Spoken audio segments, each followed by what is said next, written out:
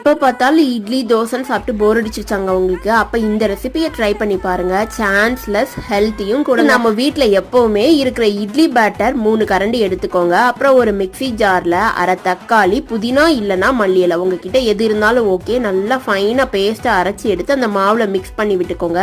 அப்புறமா தாளிக்கிறதுக்கு கடுகு, உளுந்தம் பருப்பு, பொட்டுக்கடலை ஒரு கை எடுத்துக்கோங்க.